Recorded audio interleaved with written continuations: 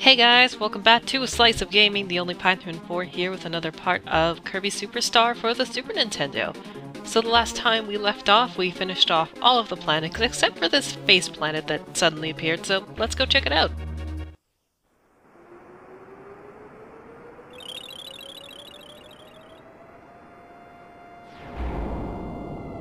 Ready.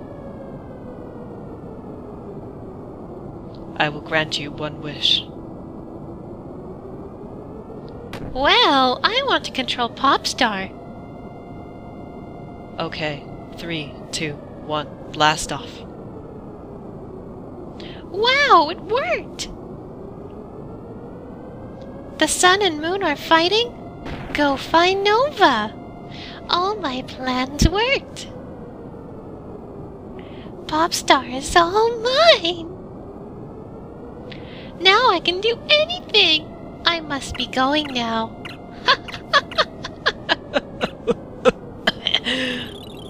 Well, Marx is a jerk, and he tricked us. He betrayed us. How could he? So we got an even bigger problem to solve. Sun and Moon are fighting, and Nova's coming in to do something to Popstar to help Marx control it.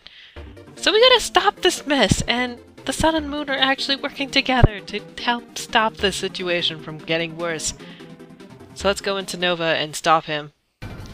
So suddenly this game has become a shmup, aka a shoot-'em-up. Of course, this isn't the kind of shoot-'em-up I particularly like though, because you have to keep pressing the buttons. If and when I do play shoot-'em-ups, but I don't because I'm actually really terrible at them, I like when you can just hold down the button and you can just continually shoot. It just makes things a lot easier. So you don't have to work out your thumb by just pushing the button all the time. So we got a lot of things going on here. We gotta watch out for the walls, we gotta watch out for the things behind us, we gotta watch out for the things coming ahead of us, and of course this is gonna get gradually faster. Starting now, I believe? There we go. Yes. Alright, now we gotta really watch ourselves, because now the path is getting narrower, the path is getting more open, there's things flying all over the place, I don't even know what's happening anymore. Gotta watch out for the spikes too, because hey, why not? Let's just add spikes, and then suddenly it goes really fast, oh my goodness. Alright, now we gotta work on defeating the cores here.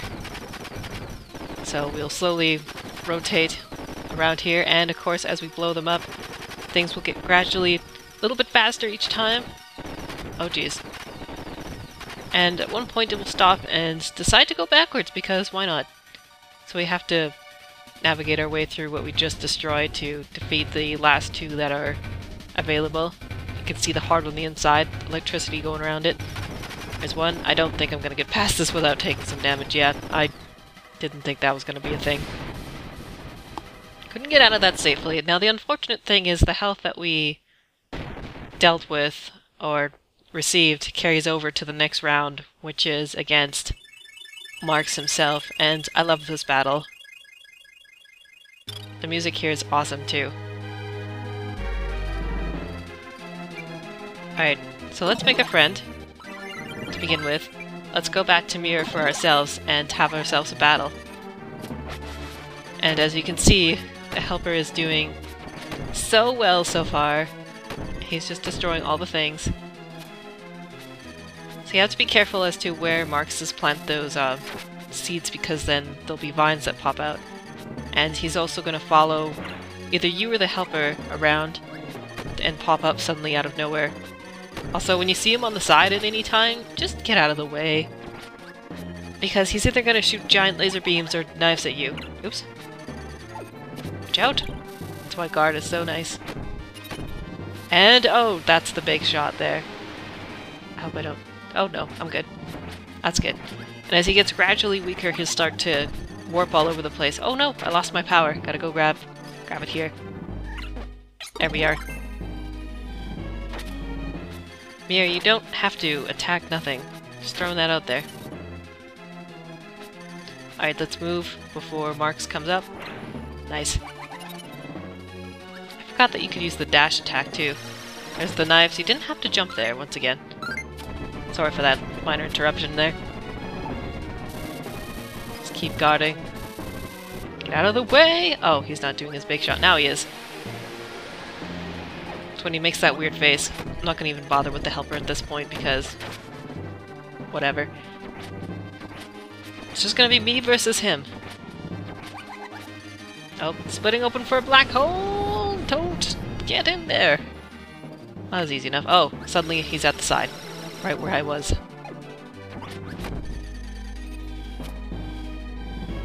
Alright. Here you go, helper. This is a good time for him to come back.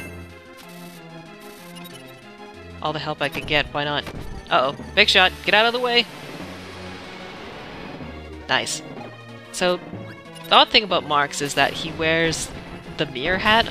I'm not sure why. I don't know if he's just like maybe a mirror ability. Not much is known about him. But we saved the day. Nova has blown up and nobody can make terrible wishes anymore. And with that, Popstar is saved and the Sun and the Moon have decided to, you know, get along. Negotiate their differences. No idea what started them fighting to begin with, but hey, they're fine now. Oh, was it all just a dream? No, it's just Kirby being asleep from his adventure. The Sun and the Moon are back in order, so he can finally get sleep at an appropriate time. His little house. Alright, and here is an actual credits because we defeated the final full game of the series. And I love the little pictures that appear beside the names. Or beside their job titles, I should say, not their names. Kirby looking at a computer, not sure how to do programming. Just copy the computer and you'll learn everything. Although I feel the same way anytime I look at any sort of programming.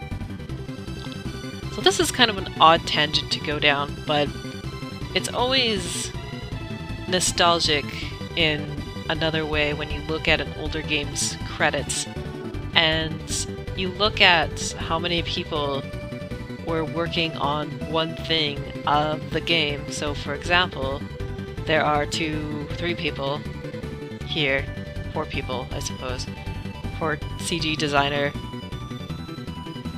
1 guy for a chief designer, and yet, you know, having 1 guy do one thing, and it's, you know, the game still turned out awesome. And you look at newer games now, and you see the list of several people doing art, doing quality assurance, doing various different things just because of how big games are getting. You just need so many people, and of course having so many people, things tend to become problematic. People tend to run into each other and have different ideas of how things should be, and of course, since games are getting so big, you end up getting hilarious problems and glitches that sort of make a smear on the game that you're trying to release and the series that is well known, you know? So it's kind of interesting in a way how we have like 1 to, I don't know, 8 people on one thing in older games, and yet they turn out great. And, you know, if something's wrong with an older game, which is barely not at all, I find anyways, unless it's really badly made by a bad company, they, you know, there's no real big problems with them, and if there is, then, you know, you're kind of out of luck, but at the same time, it's not that big of a problem if there is one. Or sometimes it is big problems, but, you know, patches obviously don't exist, and it's interesting how new games now need day 1 patches to fix really big problems because of how big things are. So it's a bit of a nostalgic, I suppose, feeling that you get when you look at older credits of games for older games. Oh, and by the way, there's more. There's more to this game. In case you didn't think there was, there is one more game, which is the arena. It's basically a boss rush. I, of course, will be doing it, so tune in for next time for the real final game, maybe, of Kirby Superstar. So thank you very much for watching, and we'll see you next time.